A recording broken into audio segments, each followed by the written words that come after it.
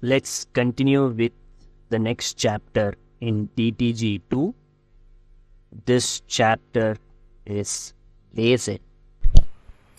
Moving to the next chapter Lesen, we have 5 topics. Einführung, Text und Textsorten, Leseabsichten und Lesestile, Leseprozess in der Muttersprache und in der Fremdsprache, Aufbau von Lesekompetenz mit Hilfe von Lesestrategie. We will go with Einführung. As an introduction, we will define the word Fertigkeiten. Fertigkeiten means everything which the learner has to learn and train so that they can properly handle themselves in the foreign language or a Fremdsprache. So you have many Fertigkeit forms: Hören und Lesen, Sprechen und Schreiben. Hören und Lesen are called as rezeptive Fertigkeiten, and Sprechen und Schreiben are called as produktive Fertigkeiten. This is the general classification. Then, auf Basis der Mediums, you can basically classify them as mündliche Fertigkeiten und schriftliche Fertigkeiten. So, beim Hören und Sprechen, you're not really looking, or you're not producing any text, or you're not looking at any text. You just speak and you listen. And when it comes to Lesen und Schreiben, you write something and then you read something out from a script. That's the difference between mündliche Fertigkeiten und schriftliche Fertigkeiten.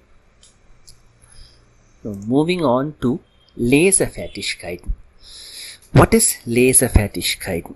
Lesefertigkeiten means the fremdsprachlichen Texte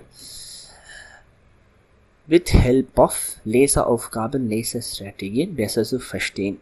It basically means understanding of the foreign language text with the help of tasks, reading tasks and reading strategies so that you can understand them better.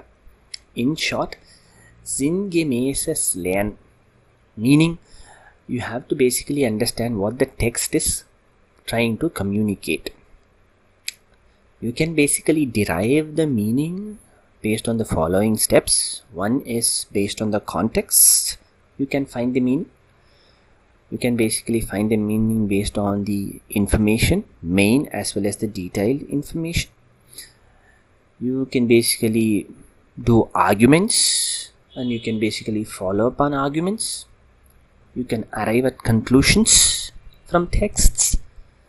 You can basically see the effect of the text, and then you can basically estimate what is being demanded from you as a reader.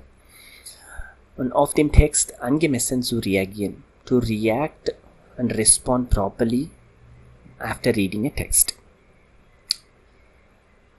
Then we have Texte und Textsorten. So what is Texte?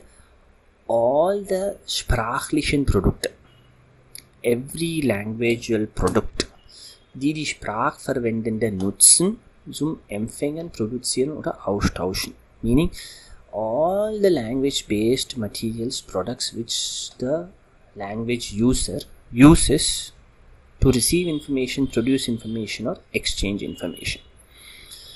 So they have following properties. Text have following properties. They have a particular form, it's called as Textsorte. They have a context, it's called as Textumfeld. Aus einem bestimmten Grunde gelesen. Texts are read based on a particular reason. So in this case, mostly it's persönlichen Bezug, anything of personal interest. Appell character. They have something which will make you do something. That's called as Schlussfolgerung.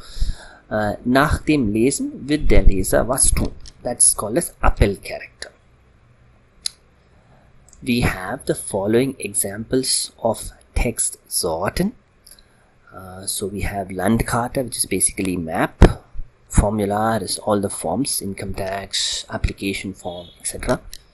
Stundenplan, timetable, Festtags calendar, festive calendar, SMS, email, chat, poet, rhymes, Geburtstagsanzeige, like wishing happy birthday, Freundschaftsbuch, Kinoprogramm, all of these things follow under the Textsorten category.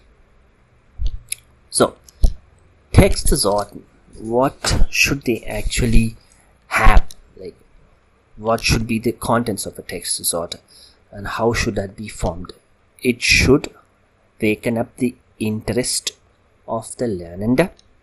So that means all your Textsorte should be associated with the interest of the learner, and therefore it must motivate the learner to automatically find out important information by themselves, or at least as a teacher we have to teach them how to pick up the important information from the text. Interkulturelle Prägung von Textsorten. So depending upon the country where you are in, the Textsorte also varies. For instance, the recipe for baking a cake in Germany will look completely different compared to a recipe for baking a cake in India. So such kind of nuances in the intercultural aspects should be clarified to the students. Then, how to select the correct Textsorte for a particular class. So you have the following criteria. First one is what's your target audience, and the selected text must actually be according to the target audience age group or their niveau, how much is their understanding, etc. Is it interculturally interesting? Like, are they going to learn something about the land? These are basically points which can actually bring interest to the students. And then you basically have to decide, is it worth actually working on the text in the Unterricht? Are they going to learn something new? This aspect. And then you have to find out, does the text give any sprachlichen element? Does the learner get to know more about the language aspects like grammatic, new words, etc. And finally, how will you as a teacher teach this text to the students in the class? These are like the key criteria to select text and Textsorte. With that, the chapter comes to an end. Please feel free to like, subscribe and comment to the channel. If you have any questions, then contact me via email or put down your comments and I'll be able to reply. Thank you.